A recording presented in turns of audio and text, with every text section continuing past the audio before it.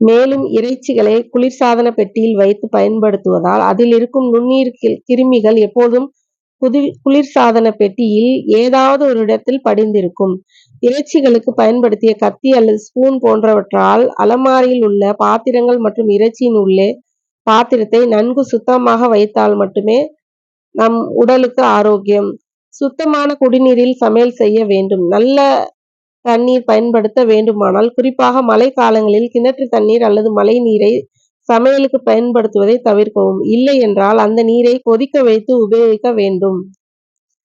இவ்வாறு சுத்தம் செய்து வந்தால் நம்மை அறியாமல் பரவும் கிருமிகளை சமையல் அறையை சுத்தம் செய்வதன் மூலம் நாம் ஆரோக்கியமாக வாழ்வை வாழ முடியும்.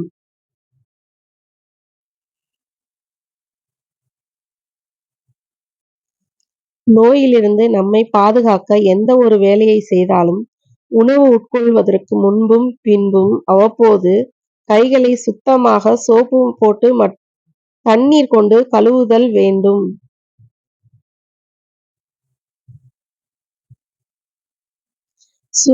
அது மட்டுமல்லாமல் கரப்பான் பூச்சி, எறும்புகள் மற்றும் பாக்டீரியா போன்றவற்றை ஈர்ப்பதால் மற்றும் இருட்டு நிறைந்த இடங்களில் அதிகமாக வர வாய்ப்புள்ளது. எனவே வீட்டில் உள்ள பைப்புகள் அனைத்தையும் வாரத்திற்கு ஒரு முறை சூடான நீரை கொண்டு கழுவினால் நுண்ணுயிர்கள் அழிந்து விடும். பொதுவாக ஆடைகளை நாம் துவைத்து சுத்தமாக வைத்துக் கொள்வோம். ஆனால் நாம் சமையலுக்கு பயன்படுத்தும் துண்டுகளை கவனத்திற்கு கொண்டு சுத்தம் செய்ய மறந்து விடுகிறோம். அதுவும் அந்த துண்டுகளில் ஈரத்தன்மை கொண்டு உலராமல் இருப்பதால் சமையல் அறையில் கிருமிகள் அதிகமாக பரவிவிடும். அதனால் தினமும் அந்த துண்டுகளை துவைத்து உலர வைத்து பின்பு பயன்படுத்த வேண்டும். பழைய பேப்பரை வைத்து குழந்தைகளுக்கு விளையாட்டு பொருட்கள் செய்து தரலாம். அதிலும் அந்த பொருட்களில் கப்பல், விமானம், மிருகம், பறவைகளை செய்து அவர்களுக்கு விளையாட கொடுக்கலாம். வேண்டுமெனில் அந்த விளையாட்டு பொருட்களை வைத்து அவர்களது அறையை அலங்கரிக்கலாம்.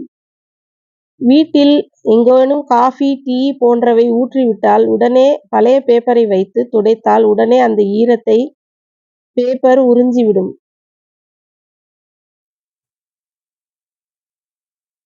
அலுவலகத்திற்கு செல்லும்போது அவசரமாக செல்லும்போது ஷூக்களில் தண்ணீரோ மழை தண்ணீரோ பட்டுவிட்டால் அந்த ஈரத்தை பழைய பேப்பர் கொண்டு நன்றாக துடைத்துக் கொள்ளலாம். அந்த ஈரத்தை பேப்பர் உறிஞ்சிவிடும். எப்போதும் கூர்மையான கத்தியை பயன்படுத்த வேண்டும். காரணம், கூர்மையில்லாத கத்தி அடிக்கடி வழுக்கி காயங்களை ஏற்படுத்தும்.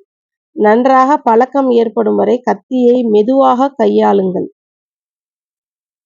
சூடான சட்டிகளை தூக்கும் போது மிகவும் கவனமாக இருக்க வேண்டும். உங்களால் எவ்வளவு எடையை சுலபமாக தூக்க முடியும் என்பதை உங்களுக்கு தெரிந்திருக்க வேண்டும். அப்போதுதான் உங்களுக்கு சில பாத்திரங்களை தூக்க சிரமமாக இருந்தால் அதில் உள்ளதை கொஞ்சம் கொஞ்சமாக வேறு சில பாத்திரத்தில் மாற்றி வைத்து பரிமாறுங்கள். அப்போதுதான் கனமாக தெரியாது.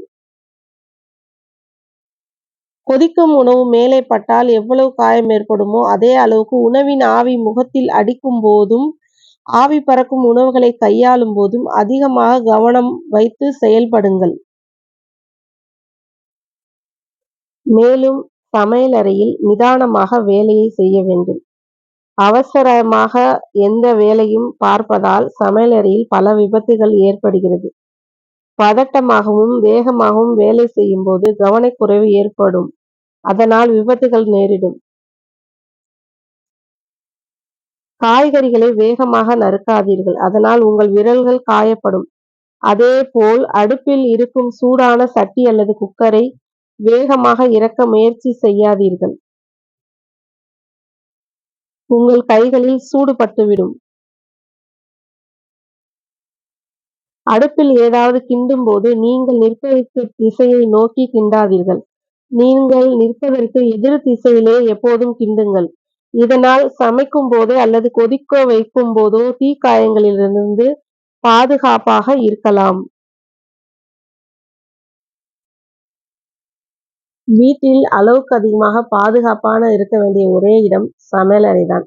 மேலும் பெண்கள் சமையலறையில் உள்ள பொருட்களை பயன்படுத்துவதில் மிகுந்த கவனமாக இருப்பது அவசியம். சமையலறையில் நீங்கள் வேலை பார்த்துக் கொண்டிருக்கும் போது உங்கள் கவனத்தை திசை திருப்புவதில் குழந்தைகள் முக்கிய காரணமாகிறார்கள்.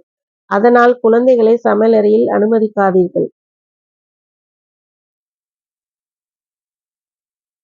கூர்மையான கத்தி போன்ற கருவிகளை அடுப்பு மேடையில் இருப்பதால் அவர்களுக்கு காயம் ஏற்பட, அதனால் குழந்தைகளை எப்போதுமே சமையலறை பக்கம் வர விடாதீர்கள்.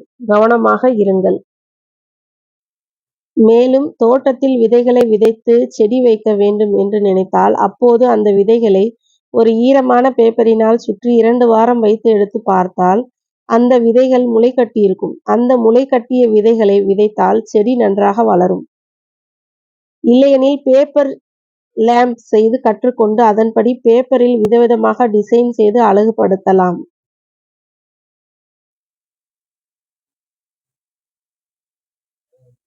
வீட்டை பேப்பர் வைத்து அலங்கரிக்க நிறைய வழிகள் உள்ளது. அதிலும் பூக்கள் செய்து அதற்கு விதவிதமான கலர் அடித்து ஷோகேஸில் வைக்கலாம். வீட்டின் செல்ஃப்களில் கவர் போன்று பயன்படுத்தலாம். இதனால் வீட்டில் செல்ஃப்களில் எந்த ஒரு கறை மற்றும் பாதிப்பு ஏற்படாமல் இருக்கும்.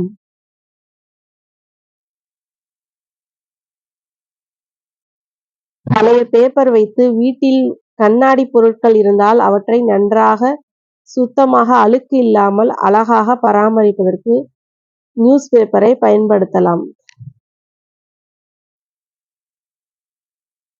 அதற்கு பேப்பரை நீரில் நனைத்து துடைத்து விட்டு பின்பு நீரில் நனைக்காத பேப்பரை வைத்து துடைப்பதால் கண்ணாடி பொருட்கள் நன்கு பளிச்சென்று மாறும். காய்கறிகளை நீண்ட நாட்கள் வாடிப்போகாமல் இருப்பதற்காக பேப்பரை அந்த காய்கறிகளின் மீது சுற்றிவிட்டால் காய்கறிகள் நீண்ட நாட்கள் வாடாமல் இருக்கும். பேப்பரை கிச்சன், புத்தக அலமாரி மற்றும் பீரோ போன்றவற்றில் அடியில் வைத்து அதன் பின்னர் அந்தந்த பொருட்களை பேப்பரின் மேல் வைத்தால் பார்ப்பதற்கு சுத்தமாகவும் அழகாகவும் இருக்கும்.